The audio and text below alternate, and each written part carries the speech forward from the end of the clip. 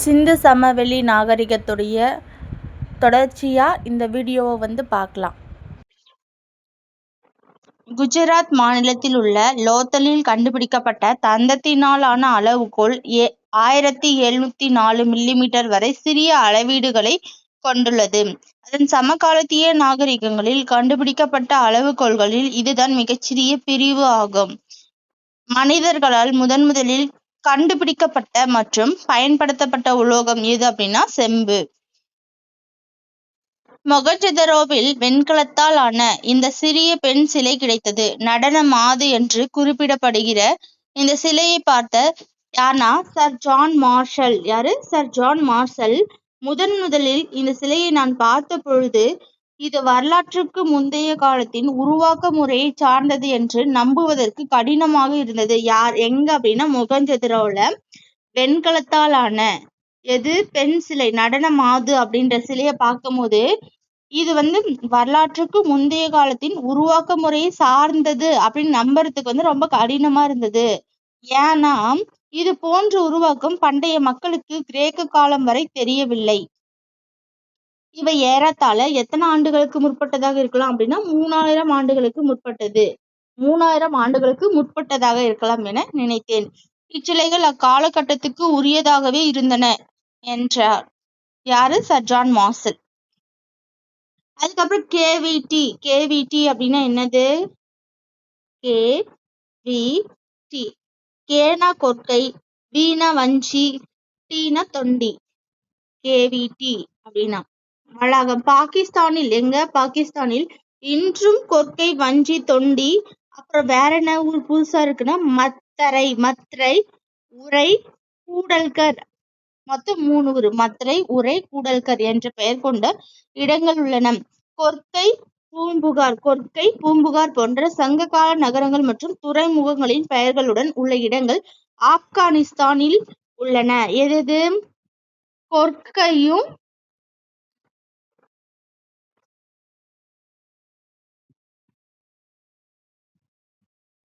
கொற்கையும் பூம்புகாரும் எங்க இருக்கு அப்படின்னா ஆப்கானிஸ்தான்ல. பூம்புகார் எங்க இருக்கு? ஆப்கானிஸ்தான்ல இருக்கு.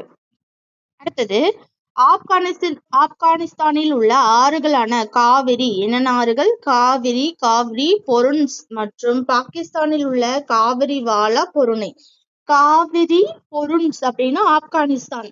காவிரி, வாலா, பொருணை இது எங்க அப்படின்னு பாகிஸ்தான்ல இருக்கு அப்படின்னு சொல்றாங்க. அடுத்தது சிந்துவெளி நாகரிகத்தின் மறைந்த பொக்கிஷங்கள், அதை பத்தி ஏதோ கொடுத்திருக்காங்க. அப்ப அவங்க எப்படி இருந்துச்சு? உடையெல்லாம் பருத்தி ஆடைகளே பயன்பாட்டில் இருந்தன. அது இல்லாம இங்க என்னது பருத்தி ஆடைகள் பயன்பாட்டில் இருந்தன. நூலை சுற்றி வைப்பதற்கு சுழல் அச்சுகள் இருந்தது அப்படின்னு சொல்றாங்க. அது இல்லாம என்ன ஆடைகள்? கம்பளை ஆடைகளும் உபயோகப்படுத்தப்பட்டன அப்படின்னு சொல்றாங்க. குடியிருப்புகள் தரைமட்டத்தில் இருந்து நன்கு உயர்த்தப்பட்ட தளங்களில் கட்டப்பட்டு இருந்தன.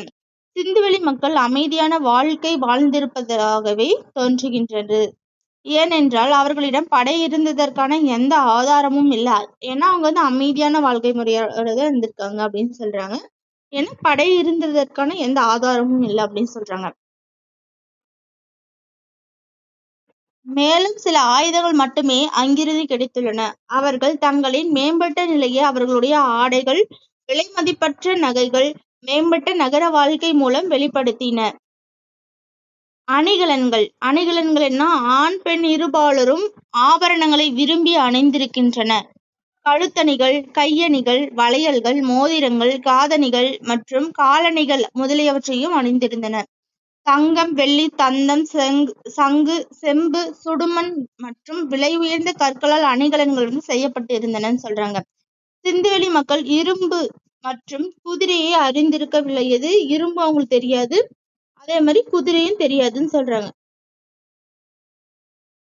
அடுத்தது சிந்துவெளி மக்கள் ஆபரணம் செய்ய சிவப்பு நிற மணிக்கற்களை, அது என்ன சொல்லுவாங்க? கார்னிலியன் அப்படின்னு சொல்லுவாங்க.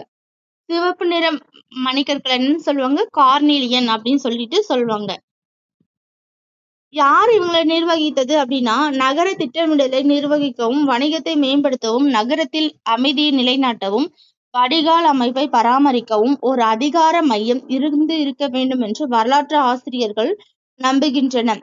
இவங்களுடைய தொழில் என்ன அப்படின்னா, சிந்துவெளி மக்கள் முதன்மையான தொழில் பற்றி எதுவும் தெரியவில்லை. எனினும் வேளாண்மை, கைவினை பொருட்கள், என்னென்ன தொழில்கள் இவங்க தொழிலா செஞ்சாங்க அப்படின்னா, வேளாண்மை, கைவினை பொருட்கள், பானை வனைதல், அணிகலன்கள் செய்தல், இந்த தொழில்கள் எல்லாம் ஈடுபட்டிருக்காங்க அப்படின்னு சொல்றாங்க. அங்கு வர்த்தகர்கள், வணிகர்கள் மற்றும் கைவினைஞர்களும் இருந்துள்ளனர். கால்நடை வளர்ப்பும் இவங்களுடைய தொழில இருந்துச்சு. கால்நடை வளர்ப்பு இவங்களுடைய தொழிலா இருந்தது. சக்கரத்துடைய பயனை அறிஞ்சிருந்தாங்க அப்படின்னு சொல்றாங்க. மண்பாண்டங்கள், மட்பாண்டங்களை சக்கரங்கள் கொண்டு உருவாக்கினர். அவை தீயிலிடப்பட்டு சுடப்பட்டன.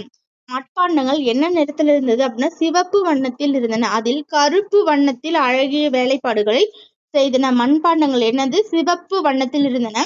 அதுல எந்த டிசைன் அப்படின்னா, கருப்பு வண்ணத்தில் அழகிய வேலைப்பாடுகளை செஞ்சாங்க அப்படின்னு சொல்றாங்க. அங்கு கிடைத்த உடைந்த பானை துண்டுகள் விலங்குகளின் உருவங்களுடனும் வடிவியல் வடிவமைப்புகளுடனும் காணப்படுகின்றன. சமய நம்பிக்கை, சிந்துவெளி மக்களின் வழிபாடு மற்றும் அவர்களின் மத நடைமுறைகள் பற்றி அறிய எந்த ஒரு ஆதாரமும் இல்லை. அதாவது அவங்களுடைய வழிபாடும் அதே மாதிரி அவர்களுடைய மத நடைமுறைகளும் கிடைக்கல அப்படின்னு சொல்றாங்க. அங்கு கிடைக்கப்பெற்ற பெண் சிலைகள் மூலம் சிந்துவெளி மக்களிடையே தாய் தெய்வ வழிபாடு, அதாவது தாய் தெய்வ வழிபாடு இருந்திருக்கலாம் அப்படின்னு சொல்றாங்க. அடுத்தது அவங்களுடைய கலைத்திறன், பொம்மை வண்டிகள், தலையையும் கால்களையும் அசைக்கக்கூடிய பசு பொம்மைகள், களிமண் பந்துக்கள், சிறிய பொம்மைகள், சிறிய களிமண் குரங்கு, சுடுமண் பொம்மைகள், கொட்டைகளை குறிக்கும் அணில் பொம்மைகள், மண்ணாலான நாய்கள், நடனமாடும் ஆண் பொம்மை போன்றவையும் கிடைத்துள்ளன. சுடுமண்ணால் செய்யப்பட்ட பல்வேறு வகையான பொம்மைகள் மக்களின் விளையாட்டு மற்றும் பொழுதுபோக்கு ஆர்வத்தை காட்டுகின்றன. ஹரப்பா நாகரிகத்துக்கு என்னதான் நடந்துச்சு அப்படின்றாங்க. கிமு, அதாவது பொது ஆண்டுக்கு முன் 1900 ஆண்டு ஹரப்பா நாகரிகம் சரிய தொடங்கியது. அதற்கு கீழ்கண்டவை காரணங்களாக அமைந்திருக்கலாம். ஆற்றின் கரையில் உள்ள அதன் நகரங்களில் அடிக்கடி ஏற்பட்ட வெள்ளப்பெருக்கு. ஒண்ணு என்னது, வெள்ளப்பெருக்கு. இன்னொன்னு சுற்றுச்சூழல மாற்றமா இருந்திருக்கலாம். இல்ல அப்படின்னா படையெடுப்பா இருக்கலாம். இல்ல இயற்கை சீற்றங்கள் அழிஞ்சிருக்கலாம். இல்லைன்னா காலநிலை மாற்றம், காடுகள் அழிதல், தொற்று நோய் தாக்குதல், இதன் காரணமா இந்த ஹரப்பா நாகரிகம் அழிய தொடங்கி இருக்கலாம் அப்படின்னு சொல்றாங்க. முதல் எழுத்து வடிவம் சுமேரியர்களால் உருவாக்கப்பட்டது. முதல் எழுத்து வடிவம் யாரால உருவாக்கப்பட்டதுன்னா, சுமேரியர்களால் உருவாக்கப்பட்டது. கதிரியக்க கார்பன் வயது கணக்கு முறை தொல்லியல் ஆய்வாளர்களுக்கான தரப்படுத்தப்பட்ட முறை. கார்பனின் கதிரியக்க ஐசோடோப்பான கார்பன் 14 எதை பயன்படுத்தினா, கார்பன் 14 பயன்படுத்தி ஒரு பொருளுடைய வயதை அறியும் முறை கதிரியக்க கார்பன் முறை அல்லது கார்பன் 14 இல்லைன்னா C14 முறை அப்படின்னு சொல்லிட்டு அழைக்கிறாங்க. மொகஞ்சதாரோவில் தொல்பொருள் ஆராய்ச்சி நடைபெறும் இடம் உலக பாரம்பரிய தளமாக எது மொகஞ்சதாரோல இருக்கு. மொகஞ்சதாரோல இதை யுனெஸ்கோ அமைப்பால தேர்ந்தெடுத்திருக்காங்க அப்படின்னு சொல்றாங்க. சிந்துவெளி நாகரிகம் பொதுவான உண்மைகள். உலகின் மிக பழமையான நாகரிகங்களில் ஒன்று எதுனா சிந்து சமவெளி நாகரிகம். பழமையான 4 நாகரிகங்கள்ல, அதாவது 4 நாகரிகம் பார்த்தோம்ல, அதுல ரொம்ப பெரிய பரப்பளவு எத்தனை லட்சம், 13 லட்சம் சதுர கிலோமீட்டர் அப்படின்னு சொல்லிட்டு பார்த்தோம். உலகின் முதல் திட்டமிடப்பட்ட நகரங்கள், மேம்பட்ட சுகாதாரம் மற்றும் வடிகால் அமைப்பு இருக்கும். சுத்தம் மற்றும் சுகாதாரம் பற்றிய உணர்வு மேலோங்கி இருந்தது. எங்க, இங்க சிந்து சமவெளி நாகரிகத்துல. அதுக்கப்புறம் அதான் சிந்து சமவெளியில மேற்குல பலுசிஸ்தான், மக்ரான் கடற்கரை வரைக்கும் அதனுடைய பரப்பளவு. கிழக்குல காகர் டு ஆக்ரா நதி பள்ளத்தாக்கு வரைக்கும். வடகிழக்குல ஆப்கானிஸ்தானும், தெற்குல மகாராஷ்டிரா வரைக்கும் பரவி இருந்தது அப்படின்னு சொல்லியிருக்காங்க. மேற்குலனா பலுசிஸ்தான், மக்ரான் கடற்கரை வரைக்கும். கிழக்குல காகர், ஹாக்ரா நதி பள்ளத்தாக்கு வரைக்கும். வடகிழக்குல ஆப்கானிஸ்தான், தெற்குல மகாராஷ்டிரா வரைக்கும் பரவி இருந்தது அப்படின்னு சொல்றாங்க. அதுக்கப்புறம் கிசா பிரமிடு அப்படின்னு சொல்றாங்க. கிமு 2500, அது எப்போ, கிமு 2500 எந்த மன்னன் அப்படின்னா குபு மன்னன். குபு மன்னனால் சுண்ணாம்பு கல்லால் கட்டப்பட்டதுதான் இந்த கிசா பிரமிடு அப்படின்னு சொல்றாங்க. உர்ஜிக்குராட் அப்படின்னா மெசபடோமியா, அதாவது சுமேரியர் காலத்துல ஊர் நம்மு என்ற அரசனால் சின் என்ற சந்திர கடவுளுக்கு கட்டப்பட்டதுதான் இந்த உர்ஜிகுராட். ஓகேவா. அபு சிம்பிள் அப்படின்னா என்னது அப்படின்னா எகிப்து அரசன் 2ஆம் ராமசேசின் என்பவரால் கட்டப்பட்ட இரட்டை கோவில்கள் தான் அபு சிம்பிள். ஓகேவா. ஊர் நம்மு உர்ஜிகுராட். ஓகேவா. அபு சிம்மல் அப்படின்னா ராமசிஸ் 2ஆம் ராமசிஸ். கிசா பிரமிடு அப்படின்னா குபு மன்னன். அடுத்தது 11th ஸ்டாண்டர்ட்ல இருக்கிறத பார்க்கலாம். சிந்து சமவெளி நாகரிகம். அரப்பா நாகரிகம் என்றும் அழைக்கப்படும் சிந்து வெளி நாகரிகம் இந்தியாவிலும் பாகிஸ்தானிலும் சுமார் 13 மில்லியன் சதுர கிலோமீட்டர் பரவி இருந்தது. அங்க எத்தனை லட்சம் பார்த்தோம்? 13 லட்சம் பார்த்தோம். இங்க எத்தனைன்னா 1.3 மில்லியன் சதுர கிலோமீட்டர் பரவி இருந்தது. மேற்கே பாகிஸ்தான் ஈரான் எல்லையில் உள்ள சுட்காஜெண்டோர் வரைக்கும், வடக்கே ஷாட்டுகை. அதே மாதிரி ஷாட்டுகை எங்க அப்படின்னா ஆப்கானிஸ்தான்ல இருக்கு. மேற்கே பாகிஸ்தான்ல உள்ள சுட்காஜெண்டோர், வடக்கே ஷாட்டுகை எங்க இருக்கு? ஆப்கானிஸ்தான். கிழக்கே ஆலம்கீர்பூர் உத்தரப்பிரதேசத்துல இருக்கு. அதே மாதிரி தெற்கே டைமதாபாத் எங்க இருக்கு அப்படின்னா மகாராஷ்டிரால இருக்கு. இந்த ஷாட்டுகை எங்கன்னா ஆப்கானிஸ்தான்ல இருக்கு. இதுதான் சிந்து சமவெளினா அங்க 13 லட்சம் அப்படின்னு பார்த்தோம். அதே மாதிரி இதனுடைய மேற்கு, கிழக்கு, வடக்கு எல்லைகளை பார்த்தோம். இப்பரப்பில் அரப்பா நாகரிகத்துக்கான பல சான்றுகள் கண்டுபிடிக்கப்பட்டுள்ளன. இந்நாகரிகம் பரவியுள்ள முக்கிய பகுதிகள் குஜராத், பாகிஸ்தான், ராஜஸ்தான் மற்றும் ஹரியானா. திட்டமிடப்பட்ட நகரங்கள் அப்படின்னு சொல்லிட்டு கொடுத்திருக்காங்க. அரப்பா எங்க இருக்கு அப்படின்னா பஞ்சாப்ல. அரப்பா எங்க இருக்கு? பஞ்சாப்ல. பாகிஸ்தான்லயும் இருக்கு. அரப்பா கொஞ்சம் பஞ்சாப்லயும் கொஞ்சம் பாகிஸ்தான் இந்தியாவிலயும் கொஞ்சம் இருக்கு. அதே மாதிரி பாகிஸ்தான்லயும் கொஞ்சம் இருக்குன்னு சொல்றாங்க. மொகஞ்சதாரோ எங்க இருக்கு அப்படின்னா சிந்து பாகிஸ்தான். மொகஞ்சதாரோ எங்க இருக்கு? சிந்து பாகிஸ்தான். தோலோவிரா அப்படின்னா குஜராத். தோலோவிரா எங்க இருக்கு? குஜராத். காலிபங்கன்னா ராஜஸ்தான். லோத்தல் அப்படின்னா குஜராத். பனாவாலி அப்படின்னா ராஜஸ்தான். ராகிகர்கி ஹரியானா. சுர்கோடா அப்படின்னா குஜராத். இது எல்லாமே என்னதுன்னா சிந்துவெளி நாகரிகத்துடைய முக்கியமான நகரங்கள். அரப்பா எங்க இருக்கு? பஞ்சாப்ல இருக்கு, பாகிஸ்தான். மொகஞ்சதாரோ சிந்து பாகிஸ்தான். தோலோவிரா குஜராத். காலிபங்கன் ராஜஸ்தான். லோத்தல் குஜராத். பனாவலி ஹரியானா அப்படின்னு சொல்லுவாங்க. ராஜஸ்தான்லயும் இருக்கு. ராகிகர்கி தான் ஹரியானா. பனாவாலின்றது ராஜஸ்தான். சுர்கோடா குஜராத். அரப்பா நாகரிகங்களில் கோட்டை சுவர்கள், நன்கு திட்டமிட்ட தெருக்கள், சந்துக்கள், கழிவுநீர் கால்வாய்கள் ஆகியவை காணப்படுகின்றன. அரப்பா மக்கள் சுடாத செங்கற்களையும் கற்களையும் கட்டுமானங்களையும் பயன்படுத்தினார்கள். உள்ளாட்சி அமைப்பு ஒன்று நகரங்களின் திட்டமிடலை கட்டுப்படுத்தி இருக்கக்கூடும். சில வீடுகளில் மாடிகள் இருந்தன. மொகஞ்சதாரோவில் உள்ள மாபெரும் குளியல் குளம் ஒரு முக்கியமான கட்டுமானமாகும். இக்குளத்தின் அருகே நன்கு தளமிடப்பட்ட பல அறைகளும். குளம் எங்க இருக்குன்னு பார்த்தோம்? மொகஞ்சதாரோவில் இருக்கு அப்படின்னு சொல்லிட்டு பார்த்தோம்.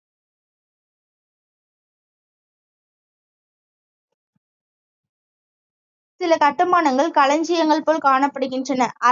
அரப்பர்களின் அரசு அமைப்பு பற்றி நமக்கு விவரங்கள் தெரியலன்னு சொல்றாங்க. அரசு அமைப்பு பற்றி விவரங்கள் தெரியல அப்படின்னு சொல்றாங்க. ஆனால் பண்டைய அரசு ஒன்று, ஒரு அரசியல் அமைப்பு ஒன்று இருந்திருக்க வேண்டும் அப்படின்னு சொல்றாங்க. மொகஞ்சதாரோவில் இருந்து கிடைத்துள்ள ஒரு சிலை பூசாரி அரசன் என்று எங்க கிடைச்சது?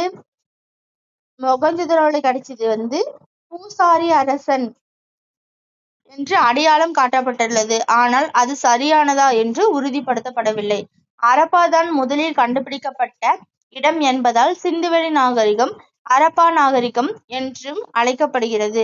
இந்த நாகரிகம் சிந்து நதிக்கு அப்பாலும் பரவியுள்ளதால் சிந்து சமவெளி நாகரிகம் என்று முன்னர் அழைக்கப்பட்டதற்கு மாறாக ஹரப்பா நாகரிகம் என்று அழைக்கப்படுகிறது. வேளாண்மையும் கால்நடை வளர்ப்பும். ஹரப்பா மக்கள் வேளாண்மையிலும் ஈடுபட்டனர். அவர்கள் கோதுமை, பார்லி மற்றும் பலவிதமான திணை வகைகளை பயிரிட்டார்கள்.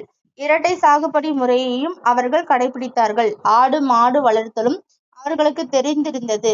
மாடுகள், செம்மறி ஆடுகள், வெள்ளாடுகளையும் அவர்கள் வளர்த்தார்கள். யானை உள்ளிட்ட பல விலங்குகள் பற்றி, அங்க குதிரையை பத்தி அவங்க அறிந்திருக்கவில்லைன்னு பார்த்தோம். ஆனா யானைலாம் தெரிஞ்சிருக்கு. யானை உள்ளிட்ட பல விலங்குகள் பற்றி அறிந்திருந்தார்கள். ஆனால் குதிரைகளை பற்றி பயன்படுத்தவில்லை. குதிரைகளை அவங்க பயன்படுத்தவில்லை.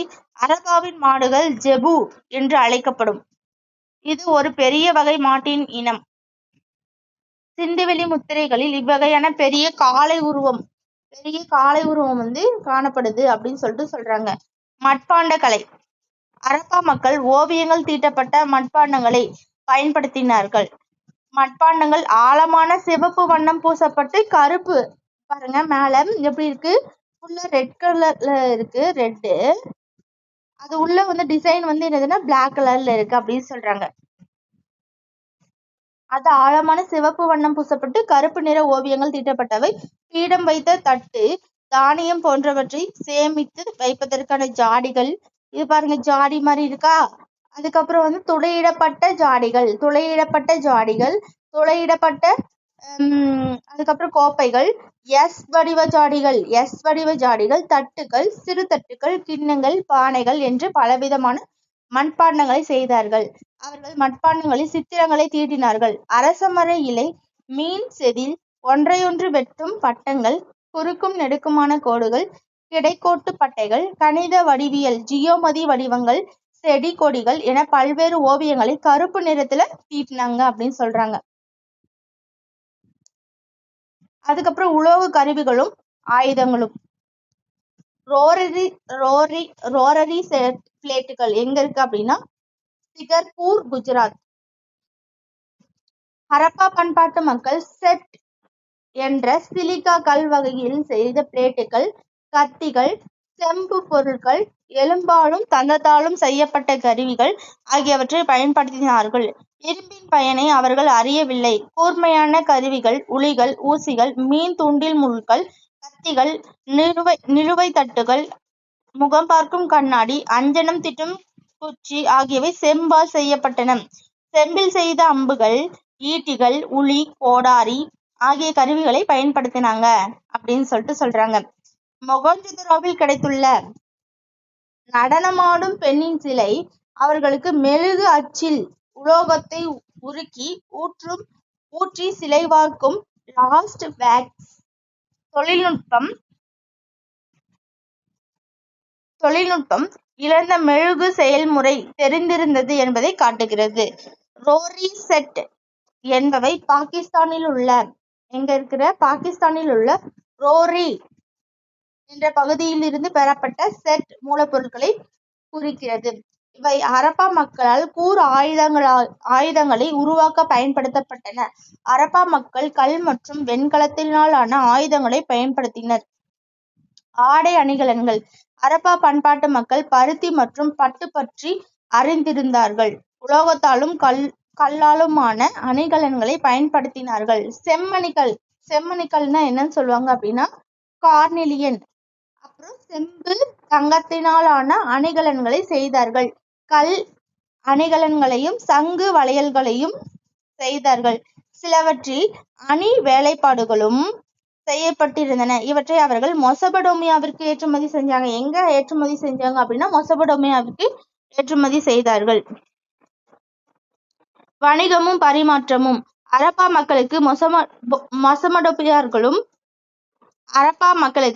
மெசபடோமியர்களுடனும் நெருங்கிய வணிக தொடர்பு இருந்தது. மேற்காசிய பகுதிகளான ஹோமன், பக்ரைட், ஹீரா போன்ற பகுதிகளில் ஹரப்பா முத்திரைகள் கிடைத்து உள்ளன. கியூனிஃபார்ம் ஆவணங்கள் மெசபடோமியாவிற்கும் மெசபடோமியாவிற்கும் ஹரப்பர்களுக்கும் இடையே இருந்த வணிக தொடர்பை வெளிப்படுத்தின. கியூனிஃபார்ம் எழுத்துக்களில் காணப்படும் மெலுகா என்ற குறிப்பு எந்த பகுதியை குறிக்குது அப்படின்னா சிந்து பகுதியை குறிக்கிறது. எடைகளும் அளவீடுகளும். செப்பு தராசு எங்க இருக்கு அப்படின்னா மொகஞ்சதாரோல இருக்கு அப்படின்னு சொல்றாங்க. ஹரப்பா மக்கள் முறையான எடைகளையும் அளவுகளையும் பயன்படுத்தினார்கள். வணிக பரிமாற்றங்களில் ஈடுபட்ட காரணத்தால் அவர்களுக்கு முறைப்படுத்தப்பட்ட அளவுகள் தேவையாக இருந்தது. ஹரப்பா நாகரிக பகுதிகளில் கனசதுரமான செட் எடைகள், என்ன எடைகள், செட் அப்படின்ற எடைகள் கிடைத்துள்ளன. தராசுகளும் செம்பு தட்டுகளும் எங்க ஹரப்பாவுல கிடைச்சிருக்குது. எடைகள் ஈரடி எண் முறை. எத்தனை எண் முறை அப்படின்னா ஈரடி எண் முறை. இந்த ஈரடி எண் முறைனா பைனரி பற்றி தெரிந்திருப்பதை காட்டுகின்றன. எடைகளுடைய விகிதம் எப்படி இருக்குன்னா 1:2, 2:4, 4:8, 8:16, 16:32 அப்படின்னு 2 மடங்காக அதிகரிச்சிருக்கு அப்படின்னு சொல்றாங்க. முத்திரைகளும் எழுத்துக்களும். ஹரப்பாவில் முத்திரைகளும் எழுத்துக்களும் என்ன சொல்றாங்கன்னா, ஹரப்பா பண்பாட்டு பகுதிகளில் நுரைக்கல், செம்பு, சுடுமண் தந்தம் ஆகியவற்றால் செய்யப்பட்ட முத்திரைகள் கிடைத்துள்ளன. இவை வணிக நடவடிக்கைகளுக்காக பயன்படுத்தப்பட்டிருக்கலாம். ஹரப்பா எழுத்துக்கள் இதுவரை வாசிக்கப்படவில்லை. ஹரப்பா பகுதியில் இருந்து சுமார் 5000 சிறு எழுத்து தொகுதிகள் கண்டுபிடிக்கப்பட்டுள்ளன. சில அறிஞர்கள் இவை திராவிட மொழியின என்று உறுதியாக கருதுகிறார்கள். சிந்துவெளி நாகரிகமே இந்திய பண்பாட்டு உருவாக்கத்துக்கான அடித்தளம் அப்படின்னு சொல்றாங்க. கலைகள் மற்றும் பொழுதுபோக்கு. ஹரப்பா பகுதியில் கிடைத்துள்ள சுடுமண்ணால் ஆன சிறு சிலைகள், மட்பாண்டங்களில் உள்ள ஓவியங்கள், வெண்கல சிலைகள் ஆகியவை ஹரப்பா மக்களின் கலைத்திறமையை காட்டுகின்றன. மாக்களில் செய்யப்பட்ட மதகுரு அல்லது அரசன், செம்பில் வார்க்கப்பட்ட நடனமாடும் பெண் சிலை இரண்டும் மொகஞ்சதாரோவில் கிடைத்தது. எது மதகுரு அரசனும் பெண் சிலையும் எங்க கிடைச்சதுன்னா மொகஞ்சதாரோல தான் கிடைச்சது அப்படின்னு சொல்றாங்க. ஹரப்பா, மொகஞ்சதாரோ, தோலோவராவில் கிடைத்த கற்சிலைகள் ஆகியவை இப்பகுதியின் முக்கியமான கலைப்படைப்புகள். பொம்மை வண்டிகள், கிளுகிளுப்பிகள், பம்பரங்கள், கோலிகுண்டுகள், பல்வேறு விளையாட்டிற்கான சுடுமண் சில்லுகள் ஆகியவை ஹரப்பா மக்களின் பொழுதுபோக்கு விளையாட்டுகளை காட்டுகின்றன. சமயம். சிந்துவெளி மக்கள் இயற்கையை வணங்கினார்கள். அரச மரத்தை வழிபட்டார்கள். சில சுட்ட களிமண் சிலைகள் பெண் தெய்வத்தை குறிப்பது போன்று உள்ளன. காளிபங்கனில் நெருப்பு குண்டங்கள் அடையாளம் காணப்பட்டுள்ளன. இறந்தவர்களை புதைப்பது வழக்கத்தில் இருந்தது. இறந்தவர்களை எரிக்கும் வழக்கம் இருந்ததற்கான சான்றுகள் அரிதாகவே கிடைத்துள்ளன. ஹரப்பா மக்களும் பண்பாடும். ஹரப்பா மக்களின் எழுத்துக்களுக்கான பொருள் கண்டுபிடிக்கப்படவில்லை என்பதால் ஹரப்பா நாகரிகம் பற்றி முழுமையாக அறிய முடியாமல் உள்ளது. அவர்கள் திராவிட மொழியை பேசினார்கள் என்று அறிஞர்கள் ஒரு சாரார் கூறுகிறார்கள். தொல்லியல் ஆய்வுகள் நாகரிகத்தின் வீழ்ச்சிக்கு பிறகு அவர்கள் கிழக்கு நோக்கியும் தெற்கு நோக்கியும் இடம்பெயர்ந்ததை காட்டுகின்றன. ஹரப்பா மக்களில் சிலர் இந்தியாவின் பல்வேறு இடங்களுக்கும் குடிபெயர்ந்திருக்க வாய்ப்புண்டு. அவர்களது எழுத்துக்களுக்கு பொருள் கண்டுபிடிக்கப்பட்டால் மட்டுமே பல கேள்விகளுக்கு உறுதியான பதில் கிடைக்கும். சிந்துவெளி நாகரிகத்தில் ஒன்றுக்கும் அதிகமான குழுக்கள் இருந்தன. சிந்துவெளியில் விவசாயிகள், கால்நடை வளர்ப்போர், வேட்டையாடுபவர், உணவு சேகரிப்போர் உள்ளிட்ட பல்வேறு குழுக்கள் வாழ்ந்திருக்கிறார்கள். சிந்துவெளி கீழ்கண்டவாறு பிரிக்கப்படுகிறது. கிமு பொது ஆண்டுக்கு முன் 3300 முதல் கிபி பொது ஆண்டுக்கு முன் 2600, 3300 இருந்து 2600 வரையான காலகட்டம் தொடக்க ஹரப்பா என அழைக்கப்படுகிறது. கிமு 2600 முதல் 1900 வரையிலான காலகட்டம் முதிர்ந்த ஹரப்பா நாகரிகம் எனப்படுகிறது. பிந்தைய ஹரப்பா கிமு 1700 வரைக்கும் இருக்கலாம் அப்படின்னு சொல்றாங்க. தொடக்கம்னா 3300 இருந்து 2600, 2600 இருந்து 1900 வரைக்கும் முதிர்ந்த ஹரப்பா. ஃபர்ஸ்ட் தொடக்கம், அப்புறம் தான் முதிர்ந்தது, அதுக்கப்புறம் பிந்தைய ஹரப்பா. சிந்துவெளி நாகரிகத்தின் வீழ்ச்சி. சுமார் கிமு பொது ஆண்டுக்கு முன்னாடி 1900 இருந்தே சிந்துவெளி நாகரிகம் வீழ்ச்சி பெற துவங்கியது. பருவநிலை மாற்றம், மெசபடோமியாவுடனான வணிகத்தில் வீழ்ச்சி, நதியின் வறட்சி அல்லது வெள்ளப்பெருக்கு, அந்நியர் படையெடுப்பு ஆகியவை இந்த நாகரிகம் வீழ்ச்சி பெறவும் மக்கள் தெற்கு மற்றும் கிழக்கு திசை நோக்கி இடம்பெயரவும் சில முக்கியமான காரணங்களாக அமைந்தன என கருதப்படுகிறது. சிந்துவெளி நாகரிகம் முற்றிலுமாக அழிந்து விடவில்லை. அது கிராம பண்பாடாக இந்தியாவில் தொடர்ந்தது. சிந்துவெளி எழுத்துக்கள் ஆய்வு. ஹரப்பா மக்கள் எழுதும் கலையை அறிஞ்சிருந்தாங்கன்னு சொல்றாங்க. அவங்களுக்கு எழுத படிக்க தெரியும், எழுதும் கலையை அறிந்திருந்தனர். இந்த எழுத்துக்கள் இலச்சினைகள், சுடுமண் முத்திரைகள், மண்பாண்டங்கள் ஆகியவற்றில் காணப்படுகிறது. சுடுமண் முத்திரை, மண்பாண்டம், அதே மாதிரி சிம்பிள் இலச்சினைகள் அதுலலாம் காணப்படுது அந்த எழுத்துக்கள் சொல்றாங்க. பொறிப்புகள் மிகவும் குறுகியவை. தொடர்கள் சராசரியாக 5க்கும் குறைவான குறியீடுகளை 5க்கும் குறைவான குறியீடுகளை தான் கொண்டிருக்கு அப்படின்னு சொல்றாங்க. ரோசட்டா கல்லில் காணப்பட்டது போல மும்மொழிகள் பயன்படுத்தப்படவில்லை. இங்க நம்ம பயன்படுத்திட்டாங்கன்னு போடுவோம், ஆனா பயன்படுத்தப்படவில்லை அப்படின்னு சொல்றாங்க. எழுத்துக்கள் வலப்பக்கத்திலிருந்து இடப்பக்கமாக எழுதப்பட்டன. கணினி மூலம் பகுப்பாய்வு செய்த ரஷ்ய அறிஞர் யூரி நோரோசோவ் சிந்துவெளி எழுத்துக்கள் திராவிட மொழி குடும்பம் போன்ற வார்த்தை வரிசையை பெற்றுள்ளன என்கிறார். சிந்துவெளி நாகரிகம் குறித்து விரிவான ஆய்வு செய்துள்ள அறிஞரான ஐராவதம் மகாதேவன் ஹரப்பா மொழியின் மூலவர்கள் தென்னிந்திய திராவிட மொழிகளை ஒத்திருப்பதை நாம் காணலாம் என்கிறார். அதாவது ரஷ்ய அறிஞர் யூரி நோரோசோவ் என்ன சொல்றாங்க அப்படின்னா, சிந்துவெளி எழுத்துக்கள் திராவிட மொழி குடும்பம் போன்ற வார்த்தை வரிசையை பெற்றிருக்குது அப்படின்னு சொல்றாங்க. வார்த்தை வரிசையை பெற்றுள்ளன. சிந்துவெளி நாகரிகம் குறித்து விரிவான ஆய்வு செய்தவர் யாருன்னா ஐராவத மகாதேவன். அவர் என்ன சொல்றாங்க அப்படின்னா, ஹரப்பா மொழியின் மூலவர்கள் தென்னிந்திய திராவிட மொழிகளை ஒத்திருப்பதை காணலாம் அப்படின்னு சொன்னது ஐராவத மகாதேவன். மயிலாடுதுறையில் கண்டுபிடிக்கப்பட்டுள்ள கற்கோடாரியில் உள்ள குறியீடுகள் சிந்துவெளியில் கண்டுபிடிக்கப்பட்டவையில் உள்ள குறியீடுகளை ஒத்திருக்கின்றன என்று கூறுகிறார் ஐராவத மகாதேவன். மே 2007 தமிழ்நாடு தொல்லியல் துறையால் பூம்புகாருக்கு அருகில் மேல பெரும் பள்ளம் என்னும் இடத்தில் கண்டெடுக்கப்பட்ட பானைகளில் உள்ள அம்பு போன்ற குறியீடுகள் மொகஞ்சதாரோவில் கண்டெடுக்கப்பட்ட இலச்சினைகளை போன்று இருக்கு. எப்ப? மே 2007 தமிழ்நாடு தொல்லியல் துறையால எங்க அப்படின்னா பூம்புகாருக்கு அருகில் உள்ள மேல பெரும் பள்ளம் என்ற ஊர்ல கண்டுபிடிக்கப்பட்ட அந்த பானையில இருக்கிற அம்பும் மொகஞ்சதாரோவில் இருக்கிற அந்த குறியீடும் ஒரே மாதிரி இருக்கு அப்படின்னு சொல்லியிருக்காங்க. மூலவர்கள் சொன்னது ஐராவத மகாதேவன். ஓகேவா? அதே யூரி நோரோசோவ் என்ன சொல்றாங்க அப்படின்னா, வார்த்தை வரிசையை பெற்றிருக்கு, அதே மாதிரி ஒரே மாதிரி காணப்படுது அப்படின்னு சொல்லியிருக்காங்க.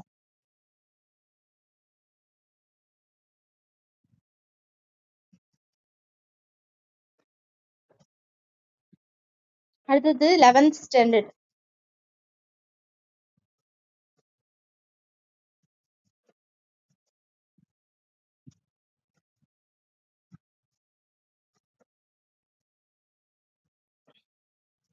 பண்டைய இந்தியா தொடக்கம் முதல் சிந்து நாகரிகம் வரைக்கும் இந்த பாடத்துல என்ன சொல்றாங்கன்னா, சிந்து நாகரிகத்துடைய வீழ்ச்சி, அதுக்கப்புறம் அவங்க ஸ்டார்ட் பண்ணதுல இருந்து வீழ்ச்சி வரைக்கும் இந்திய வரலாற்றின் மீது முழு கவனத்தையும் செலுத்துகிறது. புதிய கற்கால பண்பாட்டையும் விளக்குகிறது. எக்ஸாம்பிள் சொல்றாங்க, சான்றுகள். இந்திய வரலாற்றில் கற்கால வாழ்க்கை முதல் சிந்து நாகரிகம் வரையிலான நெடுங்காலத்தை புரிந்து கொள்ள தொல்லியல் சான்றுகளை பெரிதும் உதவுகின்றன. தொல்லியல் ஆய்விடங்கள், நிலவியல் அடுக்குகள், விலங்குகளின் எலும்புகள், படிமங்கள், கற்கருவிகள், எலும்பு கருவிகள், பாறை ஓவியங்கள், கைவினை பொருட்கள் ஆகியவை இச்சான்றுகள் ஆகும். எழுத்து வடிவ சான்றுகள். எழுத்து வடிவ சான்றுகள் என்னென்ன அப்படின்னா, இக்காலத்துக்கு இல்ல ஹரப்பா மக்கள் ஒரு எழுத்து முறையை பயன்படுத்தினாங்க. ஆனால் அதன் பொருளை இன்றளவும் அறிய முடியவில்லை. கற்கால மக்களுக்கும் சுற்றுச்சூழலுக்கும் இடையிலான உறவை புரிந்து கொள்ள விலங்குகள், தாவரங்கள் வடிவிலான சான்றுகள் இன்றியமையாதவை. கருகிய விதைகள், மகரந்தங்கள், கல்லாகி போன தாவரங்கள், அதை என்னன்னு சொல்றாங்கன்னா பைட்டோலித் அப்படின்னு சொல்றாங்க, ஆகிய தாவர சான்றுகள் கற்கால மக்கள் மேற்கொண்ட வேளாண்மை சார்ந்த அறிவை புரிந்து கொள்ள உதவுகின்றன. வரலாற்று காலத்துக்கு முன்பு நடைபெற்ற மனித இடப்பெயர்ச்சிகள் குறித்து அறிந்து கொள்ள அவர்களுடைய மரபணுக்களும் முக்கியமான சான்றுகளாகும். மைட்டோகாண்ட்ரியல் DNA மரபணு ஆய்வுகள் கற்கால மனிதர்களின் இடப்பெயர்ச்சிகள் குறித்த தகவல்களை வழங்குகின்றன. வரலாற்றுக்கு முந்தைய கால எலும்பிலிருந்து டிஎன்ஏவை பிரித்தெடுத்து மனித கூட்டம் பல்வேறு பகுதிகளுக்கு பரவியது குறித்து புரிந்து கொள்ள அறிவியலாளர்கள் முயற்சி செய்து வருகிறார்கள். மற்றுமொரு முக்கியமான வரலாற்று சான்று மொழி இந்தோ ஆரிய, திராவிட, ஆஸ்ட்ரோ ஆசியாட்டிக், திபெத்தோ பர்மன் ஆகிய மொழி குடும்பங்கள் இந்தியாவில் செழித்து வளர்ந்தன. இந்திய வரலாற்றில் நடைபெற்ற மனித இடப்பெயர்ச்சிகளின் பல்வேறு கட்டங்களில் இம்மொழிகள் தோன்றி வளர்ந்தன. வரலாற்று காலத்துக்கு முந்தைய இந்தியா. எழுத்துமுறை தோன்றுவதற்கு முந்தைய காலகட்டம் வரலாற்றுக்கு முந்தைய காலம் எனப்படுகிறது. இது கற்காலம் எனவும் குறிக்கப்படுகிறது. கற்காலத்தை குறித்து பேசும்போது இந்தியா, பாகிஸ்தான், இலங்கை, நேபாளம், வங்கதேசம் ஆகியவை அடங்கிய தென்கிழக்கு ஆசியா முழுவதையும் ஒரே பகுதியாக குறிப்பதே பொருந்தும். மனித இனத்தின் மூதாதையர் முதலில் ஆப்பிரிக்காவில் தோன்றி பின்னர் உலகத்தின் வெவ்வேறு பகுதிகளுக்கு இடம்பெயர்ந்தனர். இவ்வாறு ஆப்பிரிக்காவை விட்டு முதலாக வெளியே இடம்பெயர்ந்த மனித இனம் ஹோமோ எரெக்டஸ். அதாவது ஆப்பிரிக்காவை விட்டு முதலில் வெளியே இடம்பெயர்ந்த மனித இனம் எதுனா ஹோமோ எரெக்டஸ். 20ஆம் நூற்றாண்டின் இறுதி வரைக்கும் இந்தியாவில் வரலாற்றுக்கு முந்தைய காலம் 10 லட்சம் ஆண்டுகளுக்கு முன்னால் நிலவி இருக்கலாம் என கருதப்பட்டது. ஆனால் அண்மையில் நடைபெற்ற ஆய்வுகளின்படி வரலாற்று காலத்துக்கு முந்தைய மனிதர்கள் இந்தியாவின் 10 லட்சம் முதல் 20 லட்சம் வரையிலான ஆண்டுகளுக்கு முன்பே இருந்தார்கள் என தெரிகிறது. பொதுவாக எழுத்து தோன்றுவதற்கு முந்தைய காலம் கற்காலம், வெண்கல காலம், இரும்பு காலம் என பிரிக்கப்படும். அம்மக்கள் பயன்படுத்திய பொருட்கள் எடுத்துக்காட்டாக இரும்பு காலத்தை சேர்ந்த ஓவியம் தீட்டப்பட்ட சாம்பல் நிற பாண்டங்கள் அல்லது அவர்கள் வாழ்ந்த நிலப்பகுதி எடுத்துக்காட்டாக சிந்து நாகரிகம் நிலவியதாக கண்டறியப்பட்ட முதல் இடம் அச்சூலியன் அல்லது ஹரப்பா ஆகியவற்றின் அடிப்படையிலேயே அப்பண்பாடுகளுக்கு பெயர் சூட்டப்படுகின்றன. வரலாற்றில் மிகவும் தொன்மையான காலம் எது அப்படின்னா பழங்கற்காலம் அப்படின்னு சொல்லிட்டு அழைக்கிறாங்க. கீழ்பழங்கற்காலம், இடைப்பழங்கற்காலம், மேற்பழங்கற்காலம் அப்படின்னு சொல்லிட்டு சொல்றாங்க. கீழ்பழங்கற்காலம் அப்படின்னா 2 மில்லியன்ல இருந்து 60,000. அதே இடைப்பழங்கற்காலம் அப்படின்னா 3,85,000 இருந்து 40,000 வரைக்கும். 40,000 இருந்து 10,000 வரைக்கும் மேல் பழங்கற்காலம். பழங்கற்காலத்துக்கு பிந்தைய காலம் இடைக்கற்காலம். இடைக்கற்காலத்துக்கு அடுத்த காலம் புதிய கற்காலம். இக்காலத்தில் விலங்குகளையும் தாவரங்களையும் வளர்க்க மனிதர்கள் கற்றுக்கொண்டார்கள். அது உணவு உற்பத்திக்கு வழிவகுத்தது. பாறை படிவியல் ஆய்வுகள் காலவரிசை கற்கருவிகள் ஆகியவற்றை அடிப்படையாக கொண்டு இத்தகைய பண்பாடுகள் வகைப்படுத்தப்பட்டன. காட்டு உயிரினங்களும் பழக்கப்படுத்தப்பட்ட உயிரினங்களும். காட்டு தாவரங்களும் விலங்குகளும் பறவைகளும் பிற உயிரினங்களும் இயற்கையாக வளர்பவை. தாவரங்களும் விலங்கினங்களும் மனிதர்களால் பெருமளவில் பழக்கப்படுத்தப்படும் போது அவற்றின் வாழ்க்கை முறையும் உடலியல் கூறுகளும் மாற்றம் அடைகின்றன. அவற்றின் இயல்பான வளர்ச்சி பாதிக்கப்படுகிறது. இதன் விளைவாக காட்டில் உள்ள தாவரங்களுடன் ஒப்பிடும்போது பழக்கப்படுத்தப்பட்ட தாவரங்களின் விதைகள் அளவில் சிறியதாக மாறுகின்றன. விலங்குகளை பழக்கப்படுத்தும் போது அவை தங்களின் மூர்க்க குணத்தை இழக்குகின்றன அப்படின்னு சொல்லியிருக்காங்க. இப்ப கீழ்பழங்கற்கால பண்பாடு அப்படின்னா என்னது? கற்காலத்தின் தொடக்கத்தை சேர்ந்த மனிதர்கள் பயன்படுத்திய பொருட்கள் இந்திய துணைக்கண்டத்தின் பல்வேறு பகுதிகளில் இருந்து கிடைத்துள்ளன. ஓகேவா? அடுத்தது இந்திய துணைக்கண்டத்தின் பல்வேறு பகுதியில் இருந்து கிடைச்சிருக்கு சொல்லியிருக்காங்களா. கீழ்பழங்கற்கால கற்கால கட்டத்தின் போது மனித மூதாதையர்களான ஹோமோ எரெக்டஸ் இந்தியாவில் வாழ்ந்ததாக நம்பப்படுகிறது. எப்போ அப்படின்னா இந்த கீழ்பழங்கற்காலத்துல. பழங்கற்காலத்தை சேர்ந்த கருவிகள் சென்னை அருகே உள்ள பல்லாவரத்தில் ராபர்ட் ப்ரூஸ் பூட் என்பவரால் 1863 கண்டெடுக்கப்பட்டன. தென்னிந்தியாவின் பல்வேறு பகுதிகளில் அவர் விரிவான ஆய்வுகளை மேற்கொண்ட போது வரலாற்றுக்கு முந்தைய கால நாகரிகம் நிலவிய பல இடங்களை கண்டறிந்தார். அதிலிருந்து கற்கால மனிதர்கள் வாழ்ந்த பல பகுதிகள் இந்தியா முழுவதும் அடையாளம் காணப்பட்டு அகழாய்வு செய்யப்பட்டன. கற்கருவிகள். வரலாற்றுக்கு முந்தைய காலம் குறித்த ஆய்வுத்துறை பெரும்பாலும் கற்கருவிகளையே சார்ந்துள்ளன. கற்கால மனிதனின் வாழ்விடங்கள் கல்லால் ஆன கருவிகள் கிடைப்பதை அடிப்படையாக கொண்டு அடையாளம் காணப்படுகின்றன. மனித மூதாதையர் கருவிகள் செய்ய பெரிய கற்பாலங்களையும் கூழாங்கற்களையும் தேர்ந்தெடுத்தனர். அவற்றை மற்றொரு உறுதி வாய்ந்த கல்லால் சீவி கருவிகளை உருவாக்கினர். இவ்வாறு கற்களை செதுக்கி கோடாரி, சிறு கோடாரி, துண்டாக்கும் கருவி, பிளக்கும் கருவி போன்றவை உருவாக்கப்பட்டன. நன்கு சிந்தித்து உருவாக்கப்பட்ட வடிவமைப்பையும் சீரான தோற்றத்தையும் கொண்ட இக்கருவிகள் கற்கால மனிதர்களின் மேம்பட்ட அறிவாற்றலையும் திறனையும் காட்டுகின்றன. வேட்டையாடுவதற்கும், வேட்டையாடப்பட்ட விலங்குகளின் உடலில் இருந்து தோலை உரிப்பதற்கும், இறைச்சியை வெட்டுவதற்கும், எலும்பின் மச்சையை பிரித்தெடுப்பதற்கும், எலும்புகளை உடைப்பதற்கும், கிழங்குகளை அகழ்ந்தெடுப்பதற்கும், உணவை பதப்படுத்துவதற்கும் இக்கருவிகளை பயன்படுத்தியுள்ளன. பழங்கற்கால கருவிகளின் ஆக்கம், அதற்கான உழைப்பு ஆகியவற்றின் அடிப்படையில் அக்கால பண்பாடு தொடக்க கால அச்சூழியன், இடைக்கால அச்சூழியன், பிற்கால அச்சூழியன் என 3 வகைகளாக பிரிக்கப்பட்டுள்ளது. பன்முகம் கொண்ட கோள வடிவம் கொண்ட பொருட்கள் கைக்கோடாரி, வெட்டுக்கத்தி, செதுக்கும் கருவிகள் ஆகியவை தொடக்க கால அச்சூழியன் மரபில் அடங்கும். மேற்கு தொடர்ச்சி மலை, கடற்கரை பகுதிகள், வடகிழக்கு இந்தியா ஆகிய இடங்களில் அச்சூழிய பண்பாடு இருக்கு. மரபுக்கான அடையாளங்கள் காணப்படலை. எங்க காணப்படலை அப்படின்னா மேற்கு தொடர்ச்சி மலை, அப்புறம் மேற்கு தொடர்ச்சி மலை, கடற்கரை பகுதிகள், வடகிழக்கு இந்தியா இங்கெல்லாம் அச்சூழிய மரபு காணப்படலை அப்படின்னு சொல்றாங்க. யாரெல்லாம் அச்சூழியன்னு சொல்றாங்கன்னா கைகோடாரி, வெட்டுக்கத்திகள், செதுக்கும் கருவிகள் இவங்கெல்லாம் வச்சிருக்காங்களே, இவங்க எல்லாமே அச்சூழியன் மரபுல இருப்பாங்க அப்படின்னு சொல்றாங்க. பொருத்தமற்ற சூழல், மூலப்பொருட்களின் பற்றாக்குறை ஆகியவை மக்களின் குடியேற்றத்தை தடுத்திருக்கலாம். ஒருவேளை வரலாற்றுக்கு முந்தைய காலத்தை சேர்ந்த மக்களுக்கு இப்பகுதியில் குடியேற வேண்டிய தேவை இல்லாமல் போயிருக்கலாம்.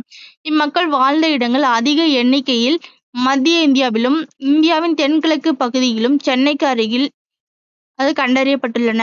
இந்த பகுதிகள் அதிக அளவில் மழையை பெறுவதால் பசுமை மாறாமலும் அதிக வளங்களுடனும் உள்ளன. பரவல். பழைய கற்காலத்தின் தொடக்க காலத்தைச் சேர்ந்த கருவிகள் கங்கை சமவெளி, தமிழ்நாட்டின் தென்பகுதி, மேற்கு தொடர்ச்சி மலையின் குன்று பகுதிகள் ஆகியவற்றை தவிர்த்து இந்தியாவின் பெரும்பாலான பகுதிகளில் கண்டறியப்பட்டுள்ளன. சென்னைக்கு அருகில் உள்ள அதிரம்பாக்கம், பல்லாவரம், குடியம், கர்நாடகாவின் அன்ஸ்கி சமவெளியில் உள்ள இசம்பூர், மத்திய பிரதேசத்தில் உள்ள பிம்பெட்கா ஆகியவை அச்சூழிய கருவிகள் கண்டெடுக்கப்பட்டுள்ள வேறு சில இடங்கள் ஆகும். சென்னைக்கு அருகில் உள்ள அதிரம்பாக்கம், பல்லாவரம், குடியம், அதே மாதிரி கர்நாடகாவில் அன்ஸ்கி சமவெளியில் உள்ள இசம்பூர், மத்திய பிரதேசத்துல பிம்பெட்கா இங்கெல்லாம் அச்சூழியன் கருவிகள் கண்டெடுக்கப்பட்டுள்ளது அப்படின்னு சொல்றாங்க. அடுத்தது காலவரிசை. இந்தியாவில் கீழ் பழங்கற்கால பண்பாடு 2 மில்லியன் ஆண்டுகளுக்கு முன்பாக தொடங்கியிருக்க வேண்டுமென அண்மைக்கால ஆய்வுகள் மதிப்பிட்டுள்ளன. இப்பண்பாடு 60,000 ஆண்டுகள் முன்பு வரை தொடர்ந்தது. ஹோமின் மற்றும் விலங்குகளின் புதைப்படிமங்கள். தற்கால மனிதனுக்கு நெருக்கமான தோற்றத்தை கொண்டிருந்த மனித மூதாதையர் ஹோமினின் என்று அழைக்கப்படுகிறார்கள். இவர்கள் வாழ்ந்ததற்கான அடையாளங்கள் ஆப்பிரிக்காவில் அதிக அளவில் காணப்படுகின்றன. ஆனால் இந்தியாவில் அவை அரிதாகவே உள்ளன. அதிரம்பாக்கத்தில் ஹோமினின் வாழ்ந்ததற்கான அடையாளமாக கொள்ளத்தக்க புதைப்படிவத்தின் ஒரு பகுதியை ராபர்ட் ப்ரூஸ்வுட் கண்டெடுத்ததாக சொல்லப்படுகிறது. ஆனால் அந்த புதைப்படிவம் தற்போது எங்கு இருக்கிறது என்று அறிய முடியவில்லை. இந்தியாவில் நன்கு அறியப்பட்ட ஹோமினின் புதைப்படிவம் மத்திய பிரதேசத்தில் உள்ள ஒசங்காபாத் அருகிலுள்ள ஹத்னோராவில் கண்டெடுக்கப்பட்டது. மத்திய பிரதேசத்துல ஒசங்காபாத்ல இருக்கிற ஹத்னோராவில் கண்டெடுக்கப்பட்டதாகும். அது ஒரு மண்டையோட்டின் மேல் பகுதி. இது நர்மதை மனிதன் அப்படின்னு சொல்றாங்க அப்படின்னு தொல்லியல் ஆய்வாளர்கள் சொல்றாங்க. ஹார்கை ஹோமோ செப்பியன்ஸ் என்னும் மனித இனம் வாழ்ந்ததற்கான அடையாளமாக இது கருதப்படுகிறது. மனித மூதாதையரின் புதைப்படிவங்கள் என்ற வகையில் தற்போது இந்தியாவில் இருக்கிற ஒரே புதைப்படிவம் இது மட்டுமே. கற்காலத்தில் மக்கள் வாழ்ந்த பழமை சூழலை நாம் புரிந்து கொள்ள விலங்குகளின் புதைப்படிவங்கள் பயன்படுகின்றன.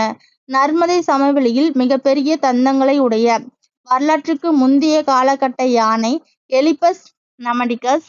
வரலாற்றுக்கு முந்தைய காலத்தில் வாழ்ந்த மற்றொரு மிகப்பெரிய யானை வகையான ஸ்டெகோடோன் கணேசா. காட்டு மாடுகள் வகையான போஸ் நமடிகஸ். குதிரை வடிவம் கொண்ட குதிரையான எக்கஸ் நமடிகஸ் அப்படின்ற இந்த விலங்குகளுடைய புதைப்படிவங்கள் கண்டெடுக்கப்பட்டுள்ளன. ஓகேவா. யானைனா ஸ்டெகோடோன் கணேசா. கணேசன்றது ஒரு விநாயகர், அதனால யானைன்னு வச்சுக்கோங்க. யானைனா கணேசா. நமடிகஸ் அப்படின்னா காட்டு மாடுகள். எது போஸ், காட்டுல இருந்தா நம்ம போஸ் தருவோம். அப்ப காட்டு மாடுகள்னா போஸ் நமடிகஸ். எக்கஸ் நமடிகஸ் அப்படின்னா குதிரை வடிவம்னா எக்கஸ் நமடிகஸ். குதிரை வகை விலங்கு எக்கஸ். பற்கள், நீல்காவ் மற்றும் நீர் எருமைக்கான சான்றுகள், சில விலங்குகளின் குழம்பு தடங்கள் ஆகியவை எங்க இருக்கு அப்படின்னா அதிரம்பக்கத்தில் காணப்பட்டன. வரலாற்றுக்கு முந்தைய காலத்தில் திறந்த ஈரப்பதம் வாய்ந்த நிலப்பரப்பு சென்னைக்கு அருகில் இருந்ததை இவை உணர்த்துகின்றன.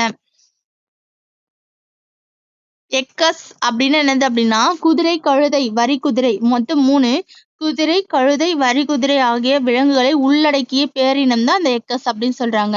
வாழ்க்கை முறை அப்படின்னு சொல்லிட்டு கொடுத்திருக்காங்க. கீழ் பழங்கற்கால பண்பாட்டை சேர்ந்த மக்கள் விலங்குகளை வேட்டையாடியும் கிழங்குகள், கொட்டைகள், பழங்கள் ஆகியவற்றை சேகரித்தும் வாழ்ந்தன. வேட்டை விலங்குகளால் வேட்டையாடப்பட்ட விலங்குகளின் இறைச்சியையும் உண்டன. திறந்த வெளியிலும் ஆற்று சமவெளிகளிலும் குகைகளிலும் வசித்ததை மத்திய பிரதேசத்தில் உள்ள பிம்பெட்கா, சென்னைக்கு அருகில் உள்ள குடியம் ஆகிய இடங்களில் உள்ள சான்றுகளால் அறிந்து கொள்ளலாம். ஹோமோ எரெக்டஸ் இனத்தைச் சேர்ந்த மனிதர்கள் தற்கால மனிதர்களான ஹோமோ செப்பியன்ஸை போல மேம்பட்ட மொழியை கொண்டிருக்கவில்லை. அதாவது ஹோமோ எரெக்டஸ் ஹோமோ செப்பியன்ஸ் மாதிரி மொழியை இவங்க தெரிஞ்சிருக்கல அப்படின்னு சொல்றாங்க. அவர்கள் சில ஒலிகள் அல்லது சொற்கள் மூலம் தங்கள் எண்ணங்களை வெளிப்படுத்தி இருக்கலாம். சைகைகளை சார்ந்த மொழியையும் பயன்படுத்தி இருக்கலாம். கருவிகளை செய்வதற்கான சரியான கல்லை தேர்வு செய்வதற்கான அறிவு அவர்களுக்கு இருந்தது. பாறைகளை செதுக்கவும் அவற்றை கருவிகளாக வடிவமைக்கவும் சுத்தியல் போன்ற கற்களை பயன்படுத்தியுள்ளன. இடைப்பழங்கற்காலம் இன்றிலிருந்து 4 லட்சம் ஆண்டுகளுக்கு முன்பான காலப்பகுதியில் கற்கள் தொடர்பான தொழில்நுட்பத்தில் மாற்றங்கள் ஏற்பட்டன. மனித மூதாதையர்களிடத்தும் பிரிவுகள் தோன்றின. இக்காலகட்டத்தில் வாழ்ந்தவர்கள் ஹோமோ எரெக்டஸ் வகையினர் ஆவார். மனிதர்கள் தற்போது கொண்டுள்ள உடலமைப்பு கூறுகளுடன் ஏறத்தாழ 3 லட்சம் ஆண்டுகளுக்கு முன்னால் தோன்றியதாக கருதப்படுகிறது. இந்தியாவில் இடைப்பழங்கற்கால கட்டத்தை நெவாசா என்னுமிடத்தில் பிரவாரா ஆற்றங்கரையில் H.D. சங்கலியா என்ற தொல்லியலாளர் முதலில் அடையாளம் கண்டார். எனது இடைப்பழங்கற்கால காலகட்டத்தை நெவாசா என்னுமிடத்துல பிரவாரா ஆற்றங்கரையில யார் அப்படின்னா H.D. சங்கலியா அப்படின்றவர் கண்டுபிடிச்சாங்க. இதையடுத்து இடைப்பழங்கற்காலம் நிலவிய பல இடங்களுக்கு அடையாளம் காணப்பட்டன. இக்காலகட்டத்தில் மனிதர்கள் வாழ்ந்ததாக அறியப்படும் அதிரம்பாக்கத்தின் காலம் இப்போலிருந்து 3,80,000 1,72,000 ஆண்டுகளுக்கு இடைப்பட்டது அப்படின்னு சொல்லிட்டு சொல்றாங்க. எதோட காலகட்டம்? அதிரம்பாக்கத்துல அந்த காலகட்டத்தை. ஆப்பிரிக்காவில் நிலவிய இடைப்பழங்கற்கால பண்பாட்டை போலவே இந்தியாவின் இடைப்பழங்கற்கால காலகட்டமும் பழமை வாய்ந்ததாக இருக்கலாம் அப்படின்னு சொல்லிட்டு சொல்றாங்க. அடுத்தது மேல் பழங்கற்கால வழிபாட்டு தலம். மேல் பழங்கற்காலத்தை சேர்ந்த ஒரு வழிபாட்டு தலமாக மேல் பழங்கற்காலம் ஒரு வழிபாட்டு தலமாக இருந்திருக்கலாம் என கருதத்தகுந்த ஒரு சிறு கட்டுமானம் உத்தரப்பிரதேசத்தில் உள்ள பாகோர் என்னும் இடத்தில் அடையாளம் காணப்பட்டுள்ளது. செதுக்கப்படாத கற்களால் வட்ட வடிவில் சூழப்பட்ட ஒரு மணற்பாறையின் பாலம் இங்கு காணப்படுகிறது. இது தற்கால வழிபாட்டு தலங்களை ஒத்திருக்கிறது. இந்தியாவில் வழிபாட்டு தலங்களுக்கான தேடலில் கிடைத்த பழமையான சான்று இதுதான் அப்படின்னு சொல்லிட்டு சொல்றாங்க.